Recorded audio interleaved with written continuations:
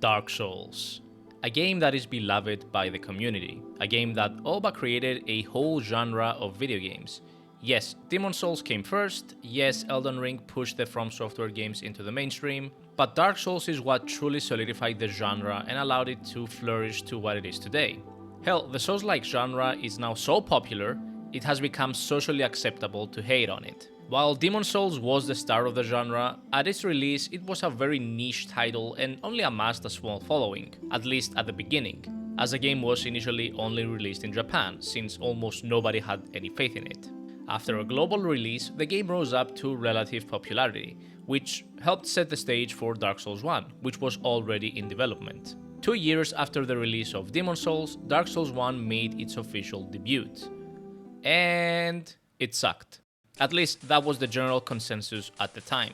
While granted, the core community of Demon's Souls fell in love with Dark Souls 1, the game wasn't that well received in the general broader community. You have to keep in mind that Dark Souls 1 released in an era when games had become too easy and constantly babied the players with difficulty modes. Then come Demon's Souls and Dark Souls 1 to completely whack the asses of those brave enough to give them a try. Anyway, after a rehashed edition which fixed a lot of the problems of the original game in the following year, Dark Souls 1 eventually rose to be the cult classic we all know and love today. But Dark Souls 1 is far from perfect. Dark Souls 1 has the privilege of being one of those games that are not only loved in spite of their shortcomings, but perhaps because of them. While it does some things amazingly well, like creating a beautiful interconnected world filled with secrets which feels meaningfully full, having fantastic level design, for the most part, and having an extremely interesting lore and backstory, it also fails on other aspects, most notably boss design. Now, not all Dark Souls 1 bosses are bad, obviously. In fact, Dark Souls 1 does host some great bosses. But as a whole, I don't think it's much of a wild take to say that Dark Souls 1's bosses are one of its weakest aspects. In fact, in the earlier Souls games, specifically from Demon's Souls to Dark Souls 2, bosses were not so much the focus or highlights of the games, at least not to the extent they are today. Those games were better known for their world and level design. Dark Souls 1 has a plethora of bad or underwhelming bosses for sure, such as a basic enemy that is accompanied by 2 dogs that constantly stunlock you, making the fight 100 times more annoying than what it should have been, a giant walking dragon that is basically just a hit sponge, a lava bug that you have to fight in a tiny speck of land, as well as a reskin of the tutorial boss. Twice. But there is one boss that is so vile, so offensive, so unbelievably bad, that it has become the stuff of legends.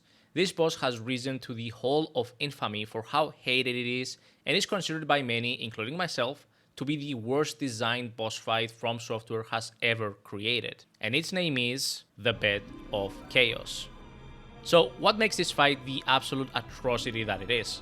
Well, let's take a closer look. First of all, this boss fight is a gimmick boss fight. A gimmick boss fight is basically any boss fight that has a unique mechanic that is usually enough to disrupt or outright prevent the standard fighting system of the Soulsborne games. Basically, you can't just hit, dodge, and hit again your way to victory. You have to engage in the specific mechanics of the boss fight. And a gimmick could be anything from having to fight a bunch of clones, having to break a barrier to bring the boss down, playing hide and seek, chasing a bunch of monkeys around, and many others. Now, as a whole, I'm not opposed to gimmick fights. In fact, I think they're a nice change of pace from the standard boss fights, and I do appreciate the fact that FromSoftware tries to innovate and spice things up. The problem is that most of the gimmick fights are meh at best, and some of them just suck balls. So, how does the Bed of Chaos fight work? Well, you don't actually fight this boss. To beat it, you have to break the 2 orbs on each of its sides, breaking the roots that are guarding them first. After doing that, you have to perform a goddamn jumping puzzle to reach its core and kill the bug inside. Yes, this thing is the actual boss you're quote-unquote fighting.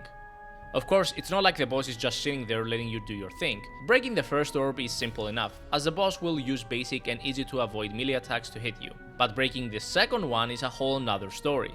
The floor will start crumbling down, revealing a lot of holes in which you'll undoubtedly be pushed by the boss swinging its vines at you.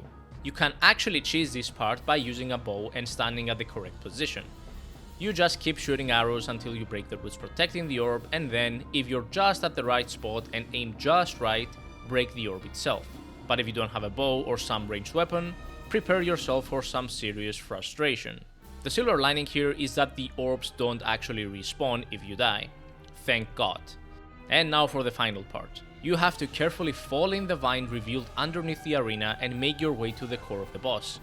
This is easier said than done, as the boss will constantly swipe at you, trying to knock you off your trajectory. The swipes are also just slow enough to make dodging them very tricky, as it's very common for you to dodge inside the vine but still get hit due to its slow movement.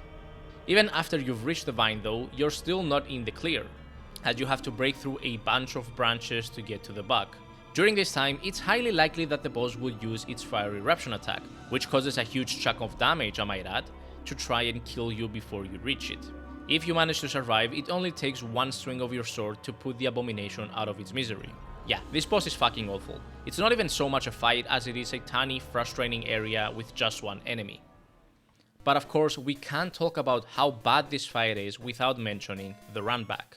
Now, if the only Soulsborne game you've played is Elden Ring, perhaps you'd be interested to know that in previous games you actually had to run back to the boss fight. The inclusion of Stakes of Marika, as well as Sites of Grace that are almost next to the boss arenas in Elden Ring, is one of the greatest quality of life improvements FromSoftware has ever done.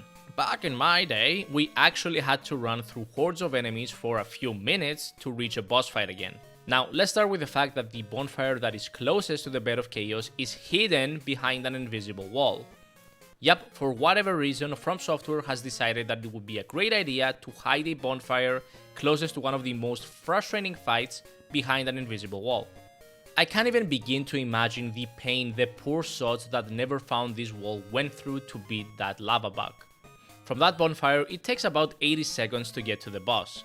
Now, 80 seconds might not sound like a lot, but imagine running for over a minute only to be knocked down the platform in 10 seconds and having to go all the way back again.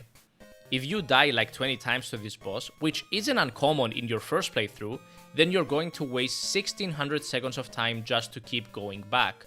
That's about 27 minutes of your life just running to the boss. And you know what the sad part is? This isn't even close to the worst runback in Dark Souls 1. I can think of at least 3 runbacks off the top of my head that are even worse. But this one isn't exactly a picnic either. So the only natural question here is, where did this all go wrong? How could a legendary game studio like FromSoftware and a legendary game director like Miyazaki, even in their earlier days, create something this atrocious? Well, the simple reality is that it was just an issue of time. Keep in mind that Dark Souls 1 was released a measly 2 years after Demon's Souls, from a studio that was fairly small at that point in time. While the game is beloved, it's common knowledge that Dark Souls 1's second half suffers from a pretty steep drop in quality, especially Lost Izalith, the hellscape in which you fight the Bed of Chaos. Lost Izalith is simply a massive cave system full of lava with fairly bland and unimpressive level design and 4 thoroughly disappointing bosses. 2 giant lava bugs, one of which you can cheese by going to the beginning of the arena, and one of which you fight in a tiny speck of land, 1 reskin of the tutorial boss, and of course the star of this video itself.